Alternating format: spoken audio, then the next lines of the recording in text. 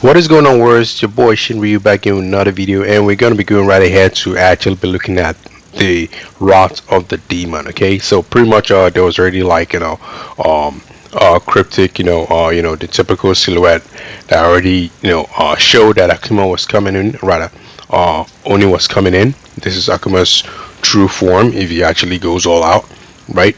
And I actually did a recording yesterday, but it was my first time using blue stacks, and I sort of used a third party application to try and do the recording, and unfortunately the application did not record my voice and instead decided to put its own what do you call it, its own stamp, or what do you call it, I don't know why this stuff's got off my head, but it pretty much it didn't work out. So, and I didn't have time after that to do any further recording. But I said, you know what, we're gonna wait for Oni to be revealed, and then we're gonna go right ahead and pretty much preview the character, not really analyze the kid, but pretty much just a little bit of info that I just sort of like have in based on for example other version like Taiwanese version and all the other stuff. And of course then also address another issue that sort of like has been on my mind for the longest time, which has to do with Mad Ryu. Okay, so first things first is you go to the event, you're gonna see it over there already. One thing I like about this event is also the chance also to get like the chaotic starlight. I love how they added this now as the final stuff that you get on the 7th day. Really nice stuff. Now you can get a chaotic starlight, and you can at least be guaranteed probably 2 every month, or every other month, right? Not to include of course the one from the Starlight Genesis itself, which is a bit of a grind, I'm not gonna lie. But now we've got new stuff coming out like the street art and all that kind of stuff, and you know what that means as well. It also means it's gonna be draft day. Alright, so we're gonna be doing everything all at once here.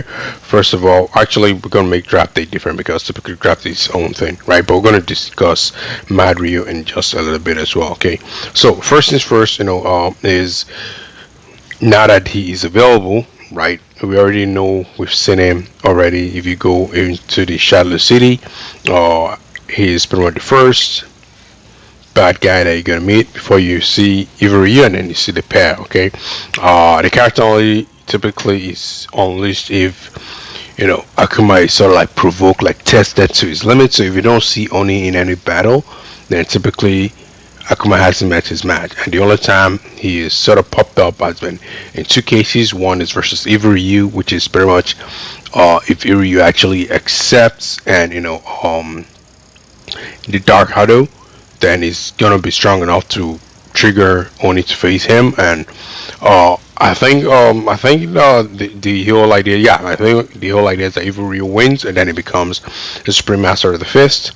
But the other one, which is supposed to be the one that actually was in the Yuden comics, was actually Ryu actually mastering both sides, the dark and the light side, and facing Oni and of course defeating him. But otherwise, very very solid character. The one thing that we have to understand is this, okay? Just before I actually wrap it up, of course, take this with a grain of salt. This can actually change because as you guys know, there's always one little bit of a quirk here and there between the Taiwanese and the our version. But chances are that most of the time they get nerfed a little bit more than they would in the Taiwanese version, right? So what I wanted to say is that for someone like me right now, obviously when it comes to this, is obviously not for this particular section, is not for for the those who are paid to win. This is pretty much free to play, just suggestion really, right? Obviously the reason I'm saying this is because when it comes to actually drawing from the special summon tickets, it's gonna be pretty tough to always have tickets, right? And all that stuff. I've been working on Gokin, so I've not actually held up my tickets, and I didn't think about holding on my tickets because I was very very convinced that no other character is going to come in anytime soon that was going to supersede the importance of Gokin actually being in the lineup. Okay, Now, the reason why I said that is because there's only one person that might actually challenge, and that probably will be Oni. But if you are an Evil Ryu user, the only reason why you probably want to be going for Oni is because in most cases you want to kind of like run another team, because what is happening here is, as you guys know, once you start the battle with Evil Ryu, or you're losing like, 10% of your health. Is it 10% or 20%? I know you're losing a large chunk of your health for starters. Of course, you can always fill it back with health, whatever. But also the way Oni is supposed to attack also has a detrimental health backlash on the opposing team, and it's supposed to be in a way that once you put the two together, it can cause a bit of chaos for your own team lineup. So in most cases, you're only going to be finding more realistic use for example, a first and a second team. But besides that as well, it's not that they're not usable. It's just more as like, for example, in competitive state or in a tough battle, you might find yourself already at a deficit with your health prior to trying to take on a challenge. Which, of course, you want to make sure you have full health as often as possible to start the battle. So that's just the one thing that I actually want to mention there. That might actually make a case for you to decide if you want to go for Oni or Ivory if you haven't gone for any of the two characters already. Otherwise, it's going to be interesting to see how his kit actually works out. And of course, if you guys remember in the Charlotte City event, you actually got to face both of them at some point, right? But that synergy whole stuff hasn't created yet because the kit's not like official, not that kind of stuff. We can go right ahead and try and roster and see what moves to expect, from Oni, with pretty much like, for example, a trial team. I don't want to do a trial team. I'll probably just do like a trial test and then quit before it actually ends. So let's go for here. And just to have a quick teaser of what his moveset is going to be like, I also put a lineup that contained like strong characters that I know can be that can withstand damage within the factions that are limited to us, which is the Wind, the Flame, and Inferno factions. And these are characters obviously that I've pushed to the limit that I can based on the way they are. And so we're going to see different tree moves. I believe he has three moves like you would expect. The only thing is that we don't know what the trigger is, if it's going to be manual or if it's going to be automatic. Okay, so obviously the first one is going to do is going to be like a raging demon. I remember this clearly. It looks really nice, and as you can see here, he goes and he attacks the person at the rear, right? Charlie's been taken out, and then he has the one-handed Hadoken as well. That one here, I want to look at it again. I want to see if it's actually an AoE. Then of course he has that smash on the floor, which is that, and then he does.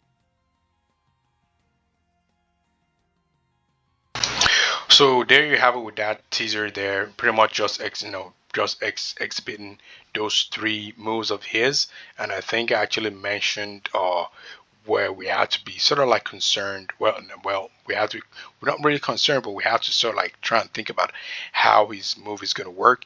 Now, if you notice, if you look at the special characters, let's go back to the draw here because I just put them in a different particular spot here. There's only four of them so far. Ivry is the only one right now. Well, not Ivry. Ivry and Elena. It seems to be a recent thing. A lot of characters are coming out having passive kind of moves, right? Ivry has a passive move. His C1 and his C3 is passive, except that his works in a different structure compared to the others, like Summer Ibuki, like Summer Elena, like Fashion Ken, right? Like Goma, no, not like Gomagala Ken. For Gomagala Ken and the others that I mentioned, previously, as you hit whether it's C1 or C2, whatever it is, they are going to actually respond in kind. So, and the way you typically would notice is when you highlight the cards themselves. If you choose the move set, it's not going to work, right? So go over here. You can see when I click on this, nothing happens. And click this, nothing happens. That's because obviously you need someone else to trigger the C1 and the C2 for them to actually attack along with them, and they end up being like AoE sort of moves in most cases. So you can see Summer Ibuki actually shows that feature. We're going to go over to Summer Elena as well. She's also another character that actually was recent and actually has that sort of move as well. You can see her C1 also, and her C2 as well has a bit of a passive to it, alright? Meaning they only work when you're actually triggering somebody else. The other thing that they might do in order to make sure that you cannot pair maybe Ryu and him together might be, they might end up doing the same thing where they also have passive moves. Because it seems to be a trick that they're doing right now where it's you can't actually pair Elena with Ryu, which, if you remember, regular Elena and Mad Ryu were like almost like a match made in heaven. You know, Mad Ryu using his health, Elena healing. But if Ryu takes everyone's health, but you don't have Elena to sort of like put it back there because, they don't want the team to be too powerful, so you have to decide on one of the passive team members or the other. Otherwise, you're going to lose a combo for sure, right? And what that means is that they may actually pull the same move for Oni too, right? They may actually end up making his move passive. If they don't make his move passive and he has a C3 combo, I think at that point in time, it's just going to become, people are going to ignore the detrimental effect that you have on the health, and they're going to want to start pairing the character with Ryu. It's almost going to become a no-brainer. So that's one thing to watch out for if they actually do it in that way. Otherwise, if they don't do that and it's maybe decide to give like almost like C1s and C2s again, where you have to find one other character because as you guys know, you have Gokin and you have Akuma. Both of them are already C1s, C2 base characters. They do not have C3s, as you can see here. I use them often, so I'm pretty much very familiar with that fact. So, if you have both these characters with Ryu and you have Oni with a C1 and a C2, if they decide to not make it passive, then it's gonna be, not really work, right? So that's where we are talking about the last bit here, and I believe that he might have been a passive based character with some of his moves, and if you guys, but one of the reasons why I doubt that is from the move that showed, right? We have one move that is a Raging Demon move, right? We have one move where he smashes the ground, and then we have a move where he actually does a fireball. Now, the Raging Demon move, I believe, can end up being a trigger category as well. If he's Raging Demon as a trigger category, it's not part of his move set. It kind of makes it seem like he has like 4 moves, right? Because if Ryu has like the smash, I'm always bad with the name, which I should sort of like remember, like some smash, whatever, Dragon Slam. I keep saying smash, but Dragon Slam, right? Um, he has the Fireball Metsudoken, right, which is actually passive that can only be done when you fulfill a certain criteria.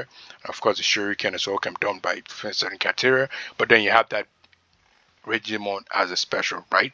That actually adds it on there, right? Makes sure he has 4 sets of moves, right?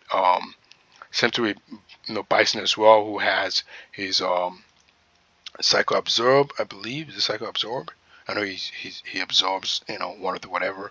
Let's go to whatever. He has his Psycho. So actually gone to the gallery, but it's all good.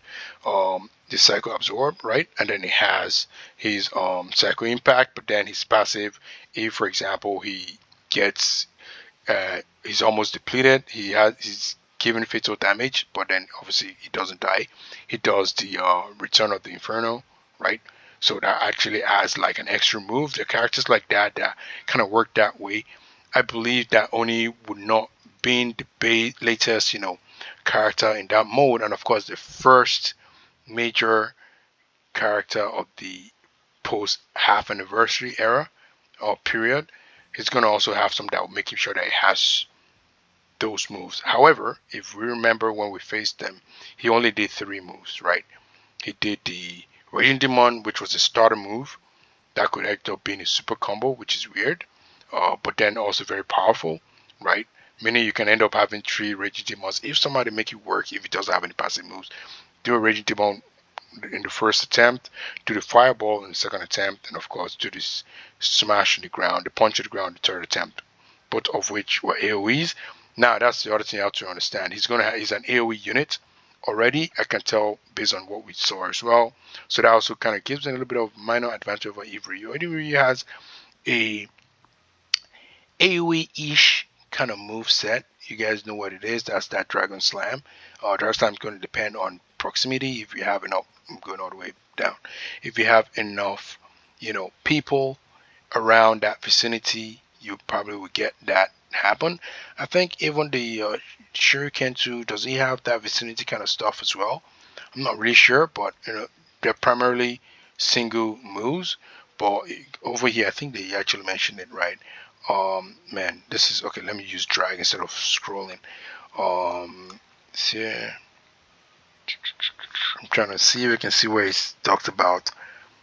Yeah, so it says then another strike deals damage equal to 9% to enemies within the area of effects. So as you can see, it has an AoE-ish, whatever. Does this one have something like that too? I don't think so, but let's see.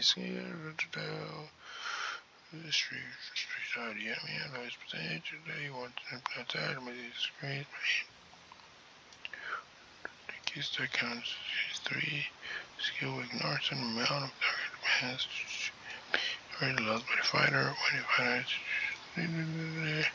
No, so this one doesn't have any AoE, whatever, just hit single. But I'm just noticing right now. If this guy has a move that actually strikes, it strikes 6 times, right? And I use a C1, and the C1 actually strikes what? How many times? Instead of a single strike, it should be double strike. Yeah. So 1 strike, first strike, target another strike. So 2 plus 6, 8. Meaning you can fulfill the 7 strikes. I believe 7 strikes that you need for this Chun-Li fighting soul, right? This one here, assault. Oh, you actually need 10 strike. Yeah, that's actually a lot of strike to wait for it to get 150%. But yeah, it's actually something to consider as well. I'm doing some other moves there, but that actually is besides the point. The excitement here is all about Oni here. We actually talked a little bit more about the character to make it a bit more interesting. So let me know what you guys think about the character. Are you guys going to be pulling for him right away? Are you guys going to put in the hold on any other pools that you sort of have? Good thing is obviously you're going to be collecting more here. And of course, you also have a chance, if you're like me, to keep on purchasing this daily purchase here. And otherwise, it's been your boy Shin Ryu. I appreciate you tuning in today. If you like this video, I will appreciate it if you actually smash that like button on the video as well. And also, subscribe to the channel as well. I'm getting a lot of views. I appreciate you guys here.